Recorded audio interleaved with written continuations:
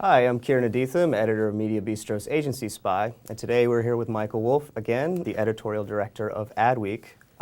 Today we're discussing his thoughts on the two of the biggest media entities in the world, the New York Times and News Corp. One of your cover stories is the New York Times paywall. Was it a good idea for them to put that back up?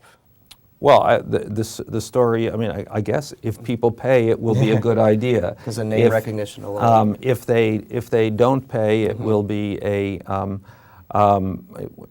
will be a not good idea. But our story is actually a little different. It actually goes to point out how much is riding on this. That if it doesn't work, then the Times is imperiled. Right. There's been no examples in which charging for general interest news has worked. Right. Zero examples. If it does, if it does, I think it probably changes the nature of the news business. But even having said that, their ambitions are fairly limited at this point. So I might take that back. I'm not sure what happens if there is what can only be actually a relatively modest success at this point. I think, yeah, you might be right in that. Let's shift focus to another media entity, that being News Corp. And you obviously wrote a book on Rupert Murdoch, the man who owns news. How much longer do you think he'll stay on as the boss of News Corp? Well, he's 80 years old. So I think we can ask how many CEOs of major corporations are over the age of 80. Not too many. Right. Having said that,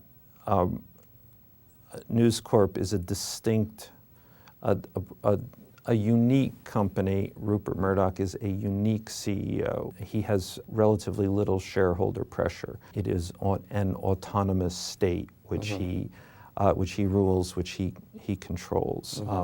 Not to mention also his mother is 103. Wow. So I'm not sure, and I think it's a question that not only you are asking, but more importantly, his children are asking that question. In my experience and in my long conversations with Rupert, I think the furthest thing from his mind was not showing up for work every day. Well, the children part ties into it because James was recently up to deputy COO and moved to New York. Do you think in your mind that he's the favorite to take over? I think this remains to be seen. The assumption is that it will be James, but as I say, the assumption is also that Rupert isn't going anywhere.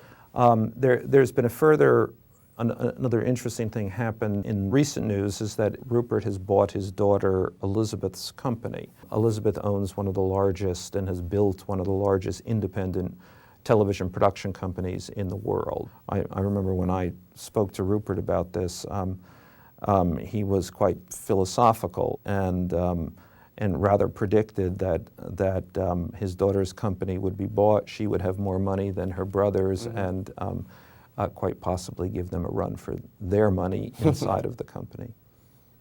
All right, great. And we'll be back tomorrow to chat more with Michael regarding Newser. Thanks again for watching Media Beat. I'm Kieran Aditham, editor of Mediabistro's Agency Spy.